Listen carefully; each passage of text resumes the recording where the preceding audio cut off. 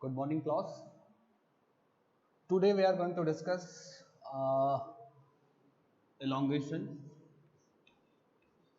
In this lecture, we will discuss what is elongation, how we measure it, and what is the role of elongation. तो इसके पहले हमने stress पढ़ा. अगर हम यहाँ पर लिखें, हमने स्ट्रेस पढ़ा, स्ट्रेन पढ़ा, और ये इन दोनों का जो कॉज है जिसकी वजह से आ रहे हैं, फोर्स के बारे में ज़्यादा समझा. अब अगर किसी बॉडी में स्ट्रेन प्रोड्यूस हो रहा है, खिंचाव आ रहा है, तो देखिए क्या होता है. जैसे मान लीजिए एक बार है, एक हमारा रॉड है, ये एक रॉड है. कल हमने बात की थी कि मॉडुलस ऑफ इलास्टिसिटी ई की भी बात की थी. इस पे एक फोर्स एफ लग रहा है और इसका क्रॉस सेक्शन एरिया जो है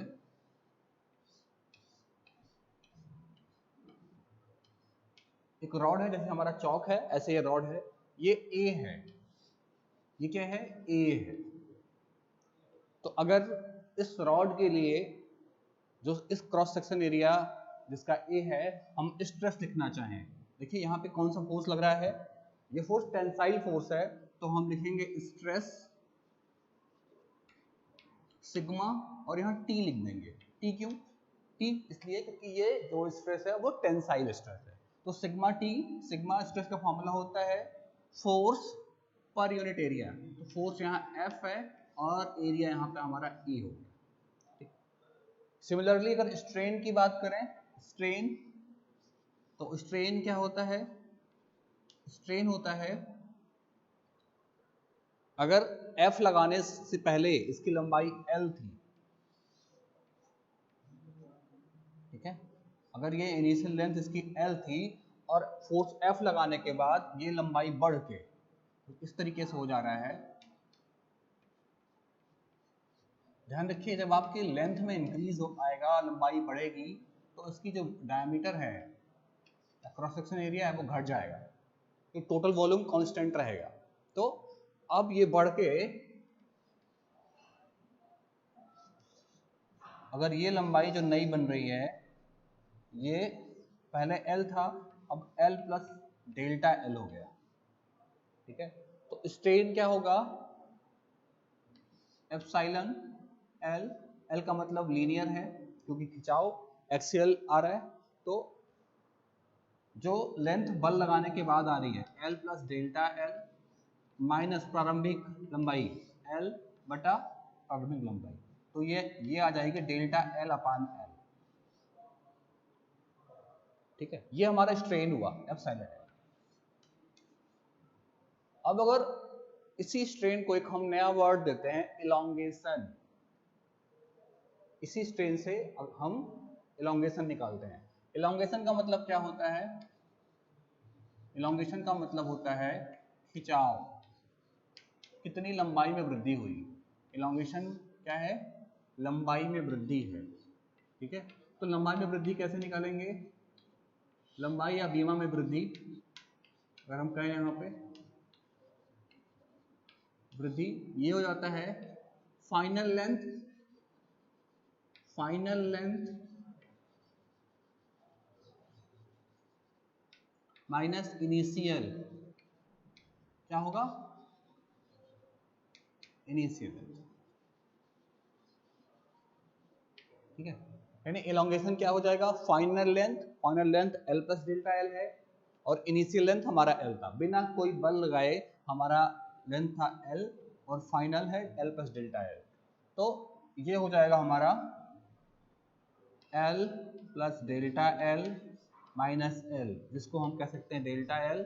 और जो हमारा चेंज इन लेंथ भी होता है, चेंज इन लेंथ जिसे हम कहते हैं, ठीक है. तो इलॉन्गेशन का मतलब हुआ चेंज इन लेंथ. ये इलॉन्गेशन जो हमारा परसेंटेज में पूछा जाता है कि आप परसेंटेज इलॉन्गेशन को बताइए, कितना परसेंट इलॉन्गेशन हुआ, ठीक है. तो उसको हम आगे देखते हैं.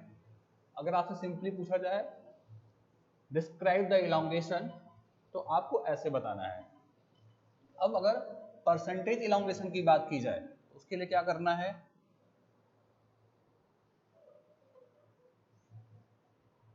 परसेंटेज इलोंगेशन हो जाएगा आपका परसेंटेज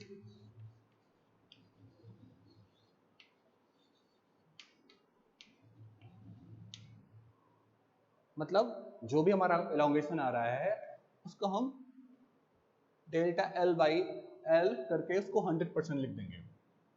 इलोंगेशन अगर हमारा आएगा, अगला टर्म उसका परसेंट में बताना होता है हमें कि क्या इलोंगेशन हमारा आ रहा है। जैसे मान लीजिए एक न्यूमेरिकल है, एक छोटा सा न्यूमेरिकल हम लेते हैं कि क्वेश्चन हमारा है find out the stress strain for a given rod while the data are given as per, given data है वो है हमारा एफ है 20 किलो न्यूटन, एरिया जो है क्रॉस सेक्शन का है वो 4, ठीक है 4 mm स्क्वायर है, और साथ में हमें दिया हुआ है जो इनिशियल लेंथ है वो L बराबर है 1000 mm, और डेल्टा एल जो आ रहा है वो दिया जा रहा है 20 mm। ये डेल्टा, ये सारा कुछ प्रॉब्लम में दिया हुआ है, हमें क्या निकालना है, फाइंड आउट सिग्मा टी यानी स्ट्रेस कितना आएगा, ठीक है एप्सिलॉन एल ये पूछा जा रहा है, डेल्टा एल आपको पता ही है, और एलोंगेशन भी पूछा जा सकता है। तो इस क्वेश्चन में देखिए क्या क्या दिया हुआ है, एफ दिया हुआ है, ए दिया हुआ है, तो सिग्मा टी का फॉर्मूला हो जाएगा आपका sigma T is equal to F by A C S.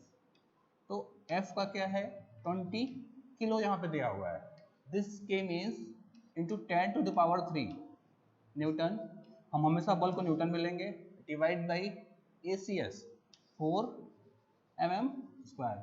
हमेशा ध्यान रखिए कि आपको न्यूटन और ये mm स्क्वायर यानी जो यूनिट्स हैं रिस्पेक्टिव उनको लिखना है, कभी भी आप यूनिट स्किप नहीं करेंगे।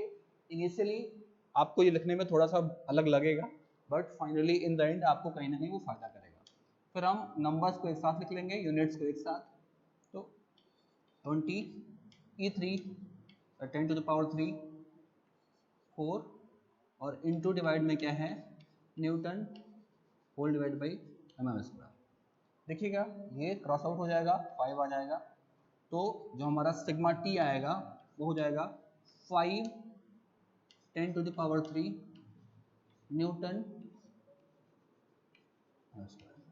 यहाँ पे एक ध्यान देने वाली बात है, since our force is given in kilo newton तो हमें सिग्मा टी को भी किलो न्यूटन में लिखना चाहिए। तो इसको लिखने के लिए तरीका है sigma T equal to 5 kilo newton per mm square, ठीक है ये हमारा सिग्मा टी आ गया।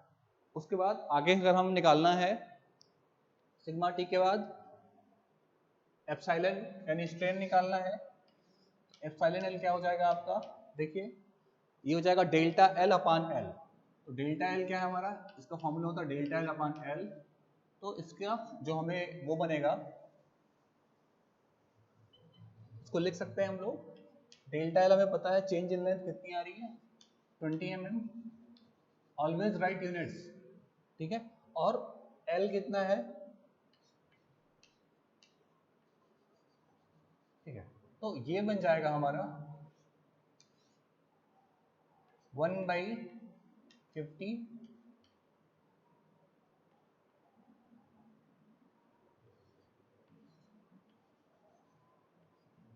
सॉरी ये हो जाएगा mm/mm, तो ये भी क्रॉस आउट हो जाएगा, तो ये जो हमारा स्ट्रेन आ रहा है लीनियर स्ट्रेन वो 0.02 आ जाएगा, ठीक है। तो ये हमारा एक छोटा सा न्यूमेरिकल था। एलोंगेशन की बात की जाए कितना एलोंगेशन आया तो उसको भी आसानी से समझा जा सकता है कि जो चेंज इन लेंथ है वो हमारा इलोंगेशन है। अगर परसेंटेज इलोंगेशन की बात की जाए, परसेंटेज इलोंगेशन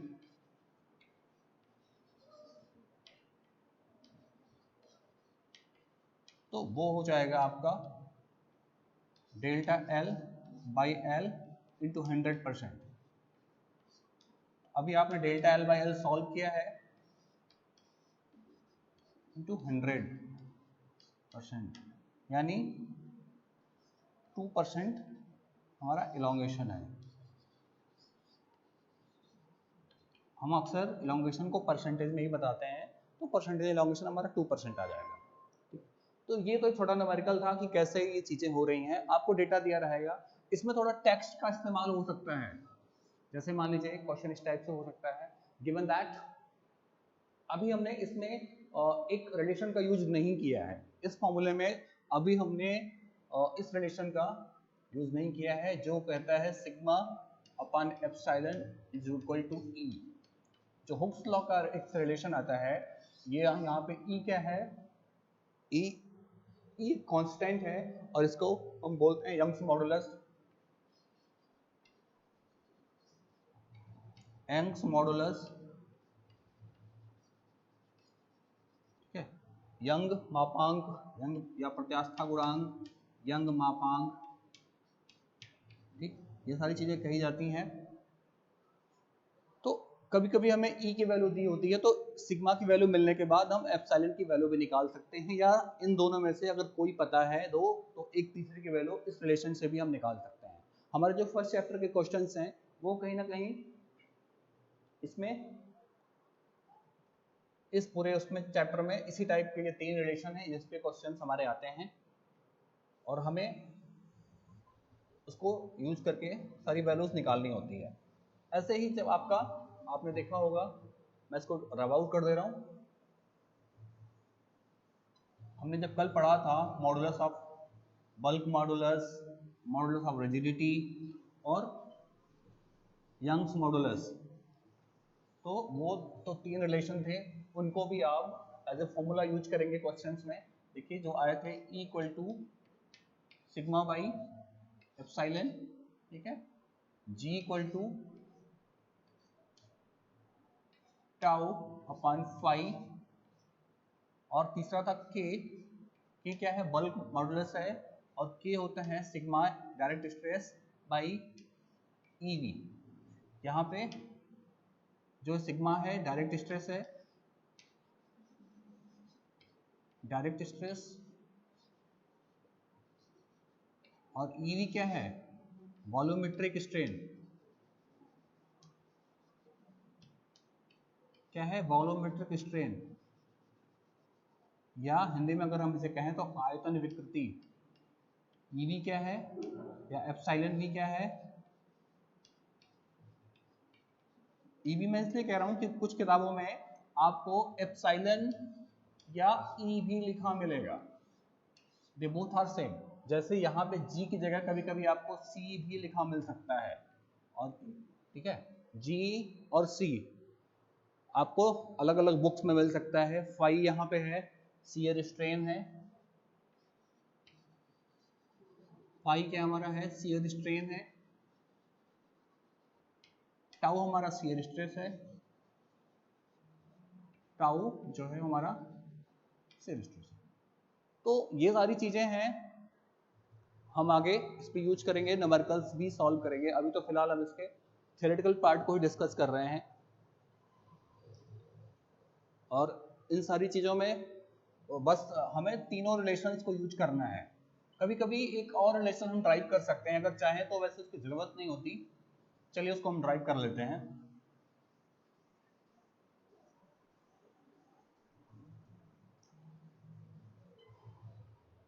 एक छोटा सा रिलेशन हम लोग और ड्राइव कर लेते हैं। देखिए हमको पता है epsilon equal to delta L upon L होता है, ठीक है। हमें एक रिलेशन और पता है कि E equal to sigma upon epsilon होता है, और तीसरा जो हमारा रिलेशन है sigma equal to F by A होता है। तो ये फर्स्ट, सेकेंड रिलेशन और ये थर्ड रिलेशन। अब हम चाहें तो फ्रॉम थर्ड रिलेशन, ठीक है, put the value of sigma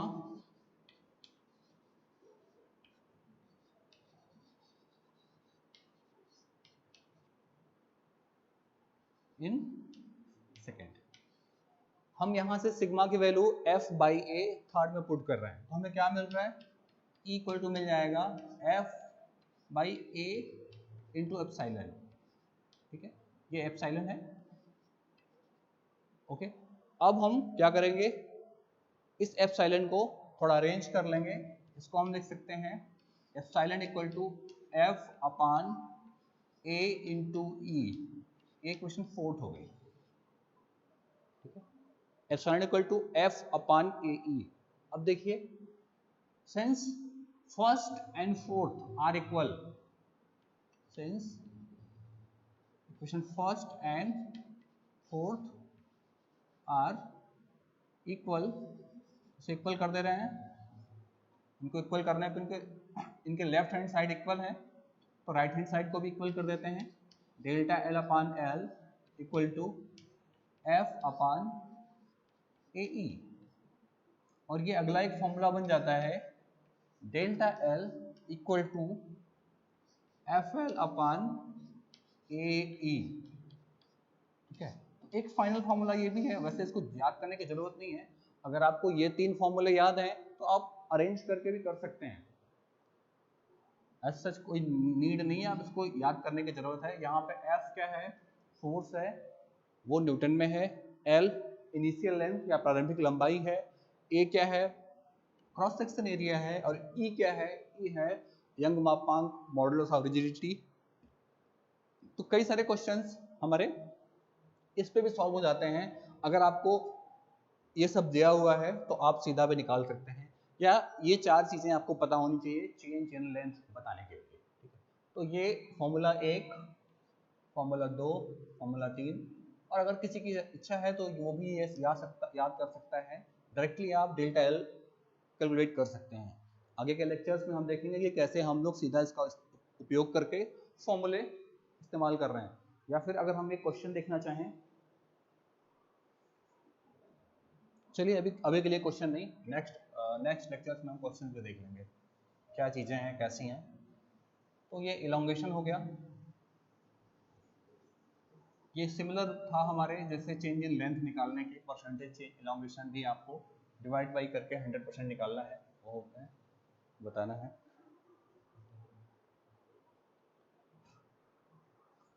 अच्छा, अब जब हुक्स लॉ था तो हुक्स लॉ में हमने बताया था कि within elastic limit stress is directly proportional to strain. तो एक हर मटेरियल के लिए स्ट्रेस स्ट्रेन डायग्राम बनाया गया। क्या किया गया, स्ट्रेस स्ट्रेन डायग्राम बनाया गया, ठीक है, जिसको आप प्रतिबल विकृति कर्व भी कहते हैं, प्रतिबल विकृति वक्र भी कहते हैं। इसमें जैसे हमारे 2 टाइप के मटेरियल थे मोस्टली, एक तो इलास्टिक थे, दूसरे प्लास्टिक थे। तो इलास्टिक मटेरियल्स को पहले लिया गया, और उसके लिए जैसे इलास्टिक मटेरियल हमारा स्टील हो गया, ठीक है, तो उसको लिया गया, एल्युमिनियम हो गया, तो उसके लिए जो हमारे माइल्ड स्टील का हमने यहाँ पे ग्राफ बनाया है, तो जब टेस्ट किए गए, ये सारे टेस्ट हमारे कहाँ किए जाते हैं, ये सारे टेस्ट हमारे यूटीएम पे किए जाते हैं। यूटीएम जिसका पूरा नाम है यूनिवर्सल टेस्टिंग मशीन। क्या नाम है इसका, यूनिवर्सल टेस्टिंग मशीन। इस टेस्ट को वहाँ कैरी आउट किया गया है, इसके लिए एक स्पेसिमेन डिजाइन किया गया, उसकी पूरी स्पेसिफिकेशंस हैं, उसके हिसाब से उसको बनाया गया, और फिर टेस्ट करने के बाद इस टाइप का स्पेसिमेन होता है हमारा। ये जो है गेज लेंथ है। तो ये हम अपने लैब में परफॉर्म करेंगे। तो एक ग्राफ प्लॉट किया गया इस एक्सिस पे, जो आपकी वाई एक्सिस है, यहाँ सिग्मा है यानी स्ट्रेस है, और इस एक्सिस पे स्ट्रेन है। ठीक है, तो माइल्ड स्टील के जो ग्राफ बन के आया वो इस तरीके से कुछ बना। यहां तक तो वो पूरा लीनियर था, ये पूरा ग्राफ लीनियर आया, एकदम से एक लाइन में आया।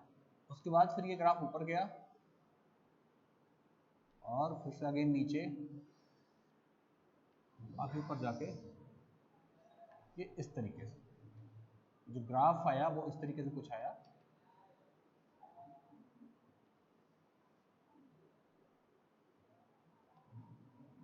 तो अब देखिए,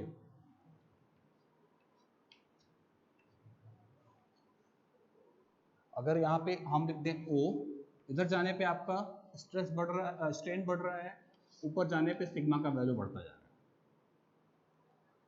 सबसे पहला जो पॉइंट हमें मिला वो A है, B, C, D, E और F।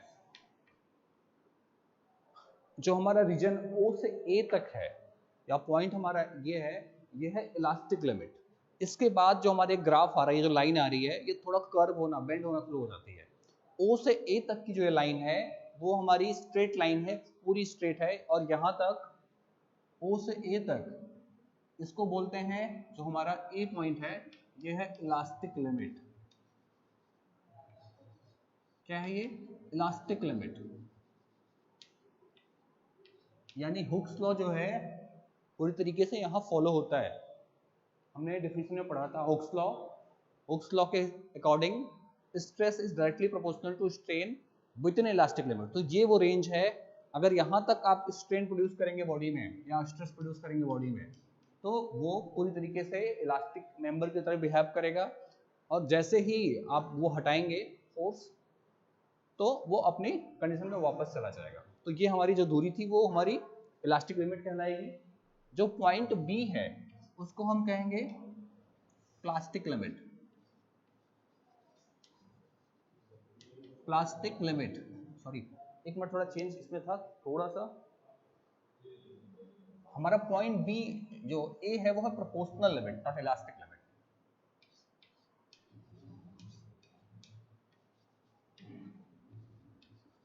प्रोपोर्शनल लिमिट है,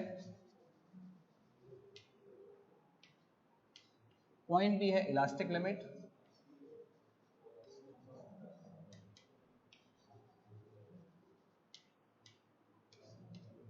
पॉइंट सी जो हमारा, हाँ अब देखिएगा, पॉइंट बी तक हमारा जो है हुक्स लॉ फॉलो करेगा, वैलिड रहेगा। पॉइंट बी के बाद हमारा प्लास्टिक लिमिट स्टार्ट हो जाता है। पॉइंट बी तक अगर हमारे मटेरियल पे फोर्स लगा के हम फोर्स को हटा लेंगे तो हमारा मटेरियल अपनी इनिशियल कंडीशन में स्प्रिंग बैक हो जाएगा या वो वापस आ जाएगा। पॉइंट बी के बाद उसमें प्लास्टिक डिफॉर्मेशन, ध्यान रखिएगा, पॉइंट बी के बाद उसमें प्लास्टिक डिफॉर्मेशन स्टार्ट हो जाएगा और वो अपनी ओरिजिनल स्टेट में कंप्लीटली नहीं आ पाएगा। पॉइंट सी जो है अपर यील्ड पॉइंट है। पॉइंट सी क्या है? अपर यील्ड पॉइंट है। पॉइंट डी क्या है? लोअर यील्ड पॉइंट है।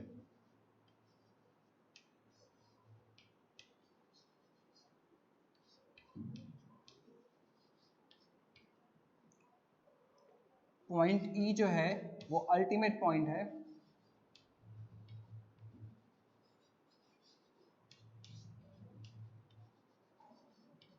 और पॉइंट एफ जो है वो फ्रैक्चर पॉइंट है।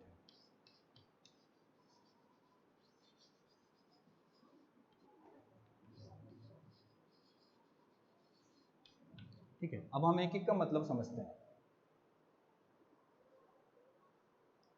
पॉइंट बी तक आपने समझा कि मटेरियल जो है, अगर यहाँ हम माइल्ड स्टील का ग्राफ बना रहे हैं, ये किस चीज मटेरियल के लिए है? माइल्ड स्टील के लिए।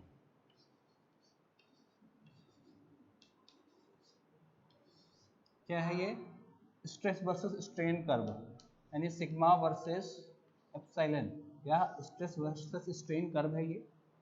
तो माइल्ड स्टील के लिए पॉइंट ए है जो प्रोपोर्शनल लिमिट है। पॉइंट बी क्या है? Elastic limit. पॉइंट बी तक जो हमारा है स्ट्रेस जो है वो स्ट्रेन का डायरेक्टली प्रोपोर्शनल है और हमारा मटेरियल फुली इलास्टिक मटेरियल तरह काम करेगा। इलास्टिक प्लास्टिक आपको पहले बताया जा चुका है। पॉइंट बी के आगे जैसे ही हम फोर्स और बढ़ाएंगे, देखिए जैसे फोर्स बढ़ाएंगे स्ट्रेस की वैल्यू बढ़ती जाएगी, ठीक है।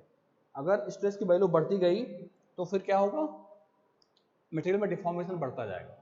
एक लिमिट के बाद डिफॉर्मेशन जो है वो परमानेंटली मटेरियल में बना रहेगा। तो उस पॉइंट को हम पॉइंट बी के बाद अटेंड करेंगे। हमारा सी जो है, सी के बाद वहां पे मटेरियल में ईल्डिंग स्टार्ट हो जाएगी और पॉइंट सी और डी दो ईल्ड पॉइंट्स हैं। पॉइंट ई कौन सा पॉइंट है, जिसको अल्टीमेट पॉइंट बोलते हैं, यानी ये जो इसके करस्पॉन्डिंग जो स्ट्रेस आएगा ये अधिकतम स्ट्रेस है जो वो मटेरियल बियर कर सकता है। पॉइंट ये देखिए सबसे ऊंचाई पे है और वो मैक्सिमम स्ट्रेस की लिमिट है जिसको वो बियर कर सकता है बिना टूटे, ठीक है। तो पॉइंट ही है अल्टीमेट पॉइंट, उससे ज्यादा स्ट्रेस अगर आपने लगा दिया तो मटेरियल तुरंत टूट जाएगा, ठीक। तो पॉइंट ई पे आप अगर करस्पॉन्डिंग देखेंगे जो स्ट्रेस मिलेगा वो सिग्मा होगा। और पॉइंट एफ क्या है, पॉइंट एफ है फ्रैक्चर पॉइंट, जहां पे मटेरियल क्या हो रहा है, हमारा ब्रेक कर जा रहा है। इस ग्राफ को हम बोलते हैं engineering curve, engineering stress strain curve, stress versus strain curve.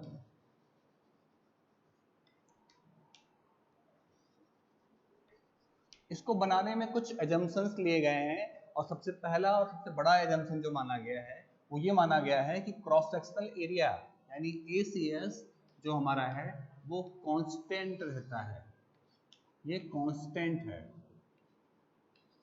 ठीक है। क्रॉस सेक्शनल एरिया, जबकि आपको फैक्ट पता है कि जैसे ही, और ये इसलिए कांस्टेंट माना गया है ताकि जो हमारी कैलकुलेशंस हैं वो सिंप्लीफाइड रहें।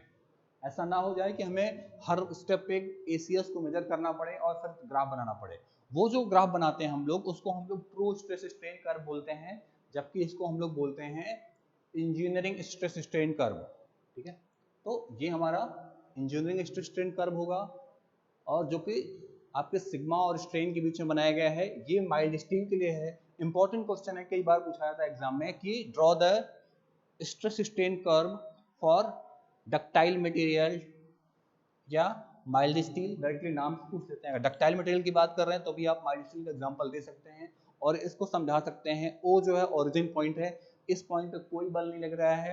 जैसे जैसे आप बल को बढ़ाना शुरू करेंगे मटेरियल में स्ट्रेस बढ़ेगा और करस्पॉन्डिंग स्ट्रेन भी बढ़ता जाएगा। अगर किसी पॉइंट पे आपको स्ट्रेस और स्ट्रेन निकालना है, उस पॉइंट से एक लाइन ऐसे परपेंडिकुलर इधर इधर मिलाइए और दूसरी लाइन इधर मिलाइए, ड्रॉप करिए। तो इतने ये जो दूरी है, इतना जब आपने सिग्मा लगाया पर्टिकुलर इस पॉइंट पे तो इतना स्ट्रेन आया मटेरियल में, ठीक है। तो इस ऐसे ही आप मेजर कर सकते हैं। अगर पॉइंट बी के करस्पॉन्डिंग आपको मेजर करना है तो पॉइंट बी से यहाँ पे आपको मिलाइए इस एक्सिस पे और इस एक्सिस पे मिलाइए, तो इतना स्ट्रेस लगाने पे ये जो एक नंबर होगा, अभी तो ये सिंपल केवल ऐसे दिख रहा है, यहाँ से मिलाएंगे तो एक्चुअल जब आप ग्राफ ड्रॉ करेंगे तो वहाँ पे यहाँ पे वैल्यूज मिलती जाएंगी सारी कि प्रोपोर्शनल लिमिट कब आ रही है, अपर यील्ड पॉइंट कब आ रहा है, अल्टीमेट पॉइंट कब आ रहा है, ये सारा कुछ आपको मिलेगा वहाँ पे जब आप टेस्ट एक्चुअली परफॉर्म करेंगे। हम लोग जब प्रैक्टिकल वाला काम करेंगे, लैब में परफॉर्म करेंगे तो हमें ये सारा कुछ मिलेगा, ठीक है। तो ये सारा स्ट्रेस स्ट्रेन डायग्राम रहा। अब एक चीज है कि इसमें कि भाई जब स्ट्रेस स्ट्रेन डायग्राम बना रहे हैं, हम उस पर लोडिंग कर रहे हैं तो उसमें कुछ एनर्जी भी स्टोर होती है। तो उस एनर्जी को भी हम पढ़ेंगे, वो आगे वाले आने वाले चैप्टर्स में पढ़ा जाएगा। बस यहाँ अभी के लिए क्या है कि अगर उस एनर्जी को हम नेक्स्ट उसमें पढ़ेंगे, जब हमारा अगला चैप्टर स्ट्रेन एनर्जी आएगा तो वहाँ पे हम उसको पूरा डिफाइन करेंगे, इजीली उसको डिस्कस करेंगे। अभी तक के लिए केवल ये है कि आपको ये जानना है कि ये स्ट्रेस स्ट्रेन डायग्राम है और ये डक्टाइल मटेरियल के लिए है या इलास्टिक मटेरियल के लिए है।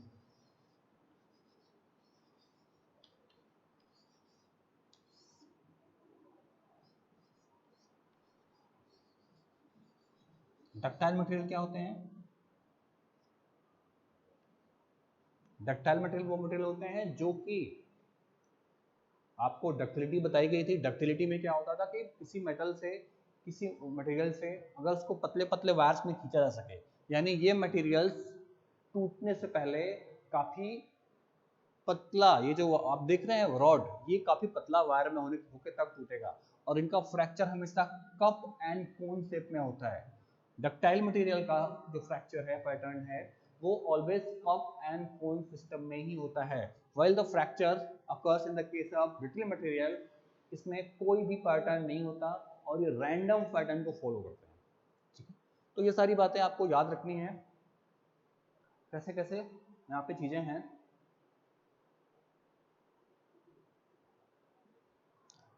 अब अगर स्ट्रेस स्ट्रेन डायग्राम हम बना लें ब्रिटल मटेरियल के लिए, ये तो हमारा डक्टाइल मटेरियल था, stress strain diagram for brittle material, तो उसके लिए देखिए क्या होगा। ब्रिटल मटेरियल के बारे में आप सब लोग जानते हैं, जैसे हमारा ग्लास जो है, कास्ट आयरन जो है, ये सब ब्रिटल मटेरियल है। मतलब इसमें डिफॉर्मेशन जो है बहुत कम होता है, एप्रिसिएबल डिफॉर्मेशन नहीं होता है।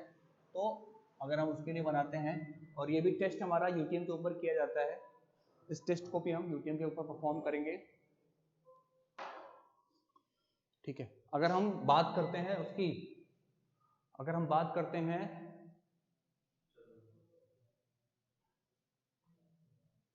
हम बात कर लें एक टेस्ट की, जिसमें हम ड्रॉ करने जा रहे हैं stress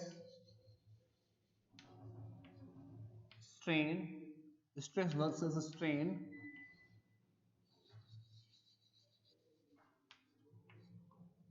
curve for brittle material. इसके लिए ब्रिटल मटेरियल के लिए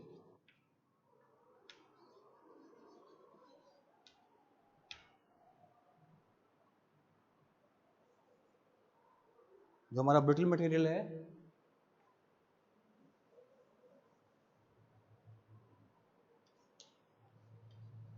ठीक है। अब देखिए जो ब्रिटल मटेरियल उसके केस में क्या होगा, सेम वही बनाएंगे हम। यहाँ पे इस एक्सिस पे हमारा स्ट्रेस होगा, ये एक्सिस कौन सी है, ये वाई एक्सिस, और इस एक्सिस पे हमारा स्ट्रेन होगा। ये पॉइंट ओ है, पॉइंट ओ से ऊपर जाने पे इसको अगर हमें लिखना हो तो हम कैसे लिखेंगे, this is the graph between stress and strain for a brittle material from point O S B goes upward.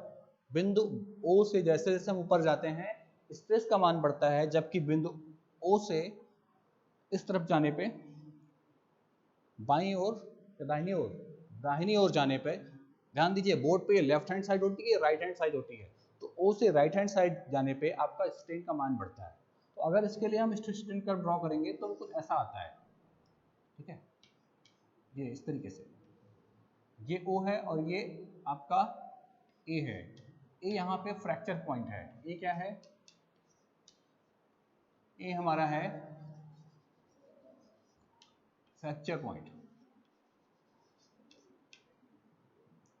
इसमें, या इसको और क्लोज बना सकते हैं, इसमें कोई बहुत ज़्यादा डिफॉर्मेशन नहीं होता, सडन फ्रैक्चर होता है, ये ज़्यादा बेहतर है ग्राफ।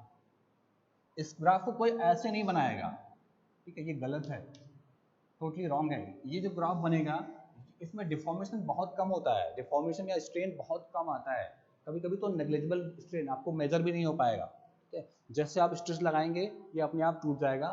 तो ये है हमारा stress versus sigma versus strain, किसके लिए है, ब्रिटल मटेरियल के लिए है। ठीक है, तो आज के लिए बस हमारा ये सारी चीज़ें रही, आज के लिए बस इतना ही।